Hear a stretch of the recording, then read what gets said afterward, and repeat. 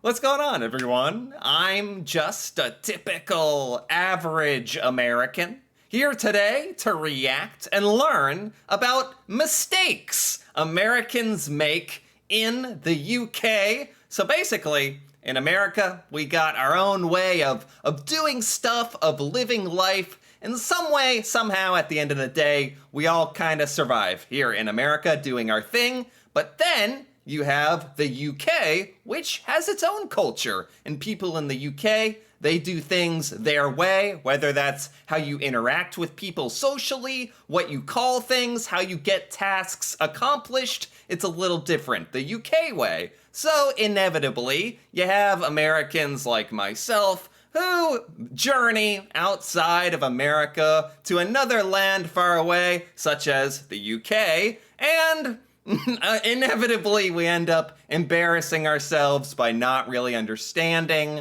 how stuff is done, the culture, the social norms, and we end up making mistakes and doing crazy stuff and not knowing how things work, basically. But there may be hope for us yet, because today I'm going to learn from this American. She has spent time living in the UK, and she's going to talk about her experiences being embarrassed, making mistakes, and some of the things she has learned not to do in the UK, basically, which I think sounds very educational and also very, very entertaining as well. So with that being said, let's take a look. So I made a list of the embarrassing moments / mistakes I've made in the UK as basically an ignorant American who wasn't aware of the culture. So Right. let's That's like the intro for every American ever, basically. Whoever travels abroad should be the intro. Like, I'm an ignorant American, I don't know what's going on, and I am just forcing my life into this situation and trying to survive. begin. Number 1, waiting to be served at a pub. We don't have pubs in the US. Right. Obviously. They're a very British thing, and obviously we might have like an Irish pub, they call it, or whatever. Yeah. But Yeah, pubs are extremely British. As a matter of fact, I have done several reactions desperately trying to understand what on earth a pub is and pub culture in Britain, and I have somewhat of a grasp, and there's nothing like it in the United States. We have like, I don't know, wannabe pubs that we call Irish pubs and stuff, and it's really not very authentic whatsoever. So I am not surprised at all that she's bringing up pubs, and I'm actually very curious to find out what mistake she encountered trying to enjoy a pub, an authentic British pub. We are more familiar with what happens in a restaurant where a waiter or waitress comes over to serve you and you sit down. The idea in a pub that looks to us like a restaurant. Yeah. A lot of them. Yeah. But the fact that you need to go up and make your own order is often lost on us, particularly when I first moved here about 10 years ago. So, anytime you're in a pub anywhere in the UK, you should expect, like, no one is going to necessarily come up to your table or talk to you. No waiter is going to ask you for what you want. That's actually critical information. I was going to say valuable. That's like essential knowledge to surviving in a pub. I bet there's a ton of Americans, like, that just end up going to a pub thinking they're going to have the time of their life and actually end up sitting at the table waiting for a waiter or somebody to come ask for their order, because that's what we would expect in every other restaurant, American bar situation in our entire lives. And I bet a lot of Americans actually, I could see them going to a pub in the UK and getting like mad, not understanding like how it works, and actually getting angry, thinking that the staff at the pub is ignoring them or something. I guarantee you that's happened at one point or another. This would have actually thrown me for a loop. This is very important to know. Okay. I have definitely been in that group of American students. Again, I was like 19, so Yeah. let me off the hook a little bit. But I We were waiting at a pub for someone to come and take our orders. Yeah. Spoiler alert, that's not how it happens. Absolutely not how it happens. Oh no. Oh no. It's actually kind of nice cuz you get to decide when you want to put your order in and how often you want stuff. You just Americans might complain cuz you have to do a little work. God forbid you got to actually get up out of your seat and do a little work. So you get up, go to the bar and place an order.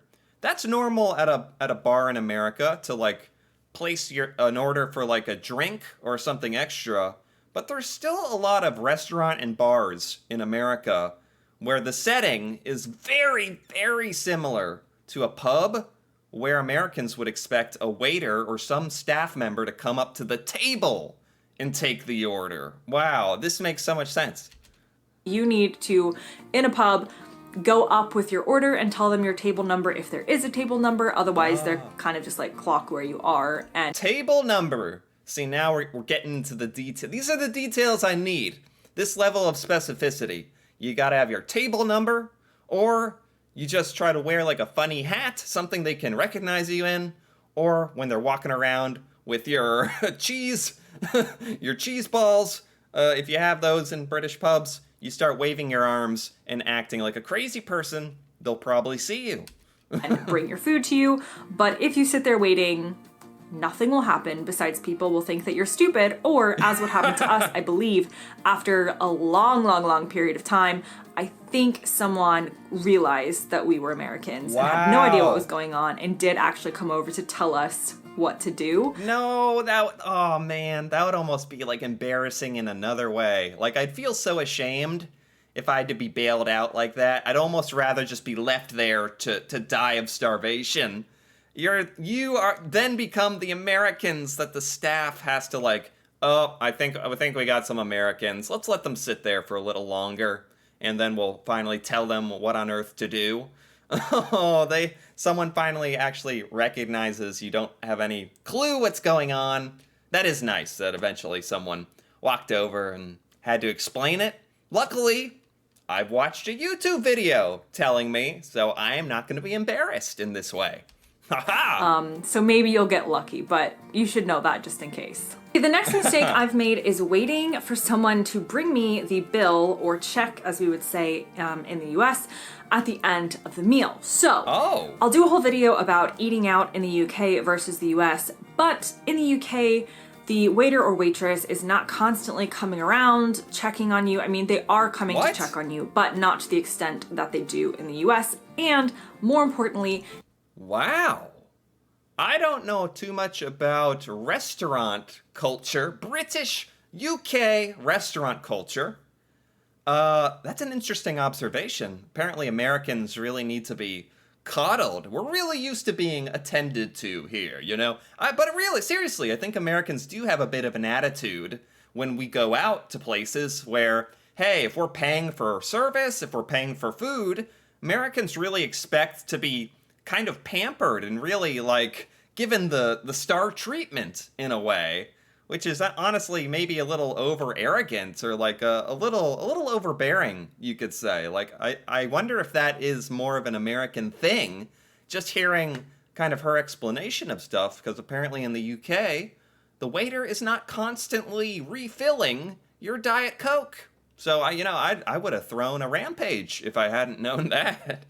They don't give you the bill until you ask for it. Oh. In the US, they practically bring it with your food half the times. And this is just our culture in the States. That's how we're used to it working. And you know that you pay when you're finished, but... Wow, that's a huge difference. That is such an important difference. This isn't even a pub. This is just a normal restaurant in the UK. This would be, like, you really need to know this one, because you're probably gonna eat food out in the UK. You might not go to a pub, I suppose.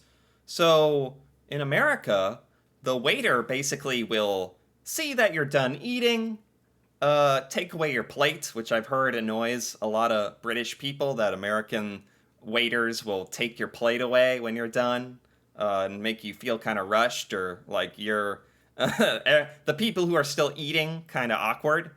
And American waiters will kind of guess that you're done at the restaurant and be like, bring over a piece of paper, bring over the bill and put it down and be like, I'm just gonna leave this here for you guys, no rush. That's the classic line. I'm gonna leave this right here, no worries, you guys.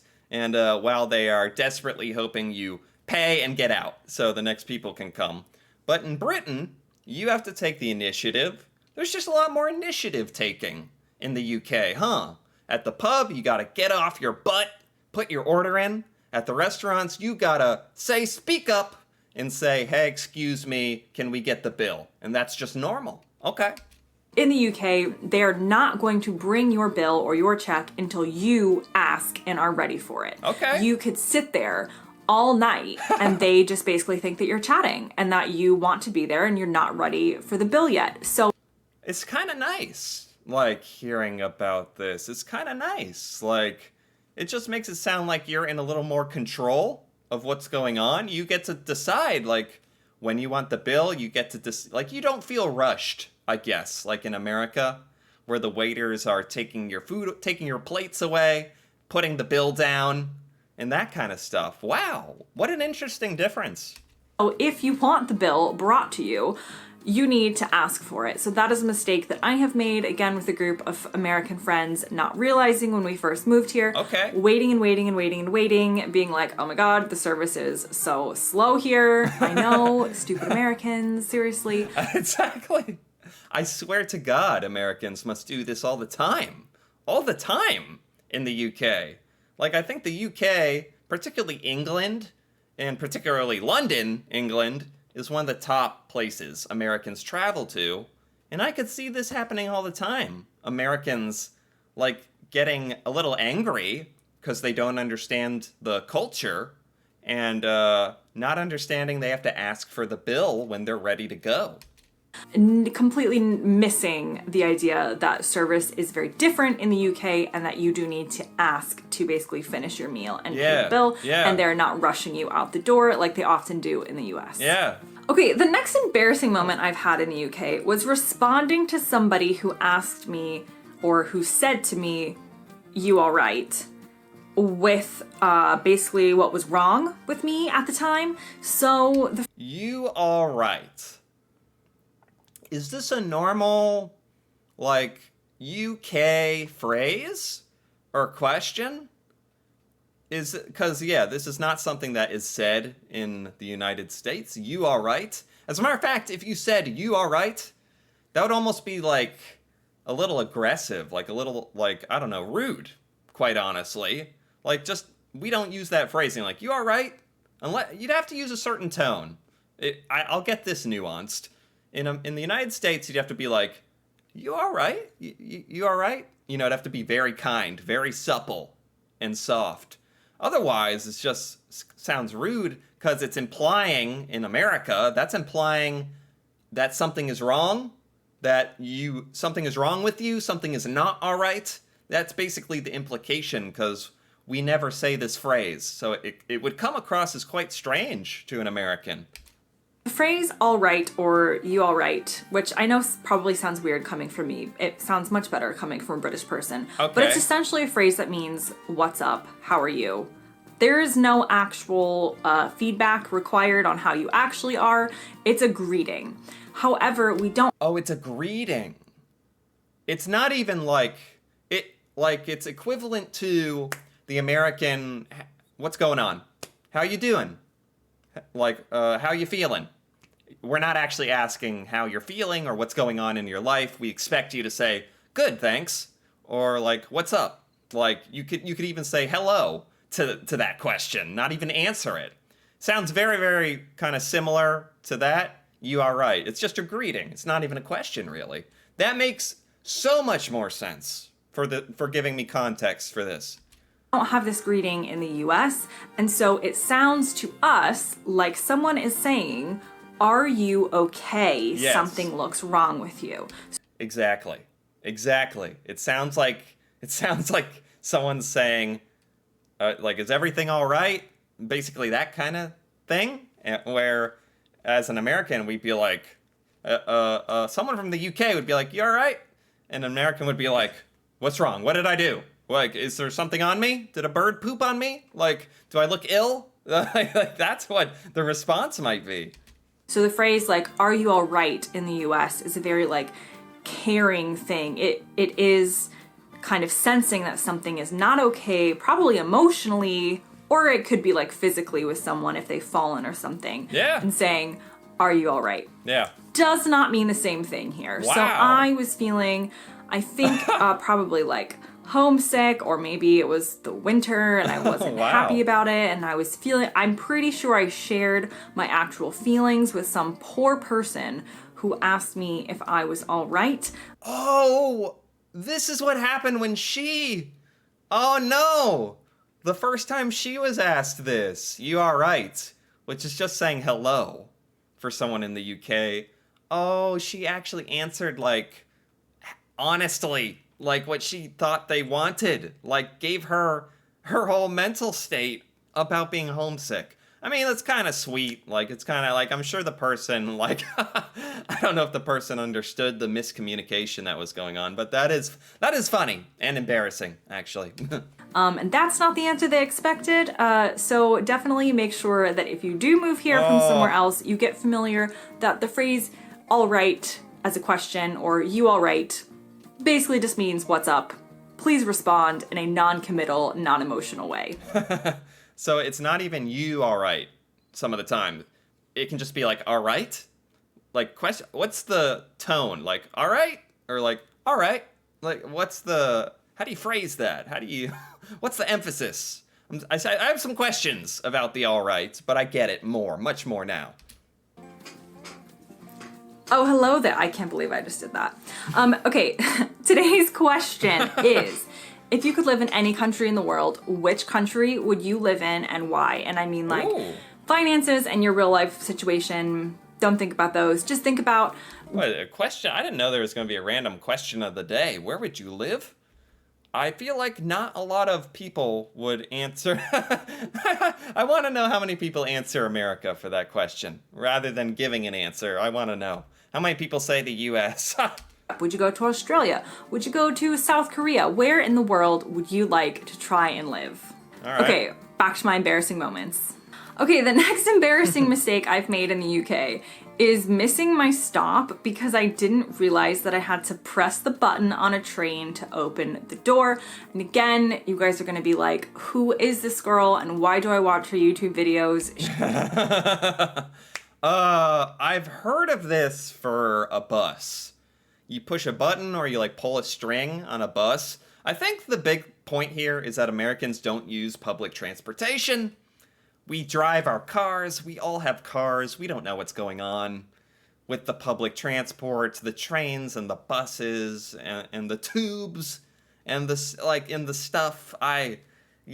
So I didn't even know trains could have a button to stop. I would just sit on there waiting for like a train stop or a bus stop, or I'm in the same exact boat as this. Like, do you guys have boats as well? I wouldn't know how the boats work either. Like, this is very relatable.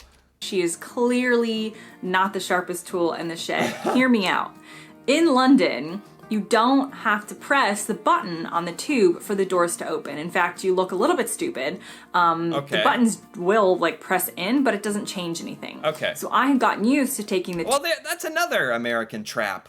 Is that just to expose the Americans on the tube? There's like a fake button that the Americans like just press, like, stop. I'm gonna stop the whole tube. I'm gonna have fun today in my vacation to the UK.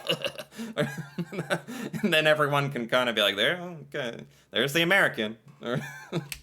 tube in London, and things just happened automatically. Okay. I took a train further outside of London, and that's not always how the trains work. Okay. So they will light up, and then you have to press the button to open or release the door. And Okay. I was so panicky about why the door wasn't opening automatically.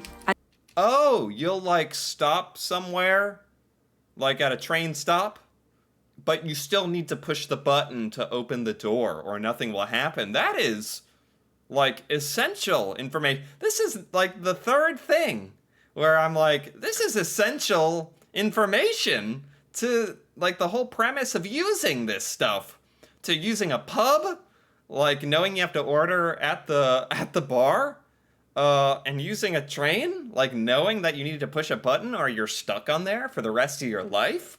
This is important stuff.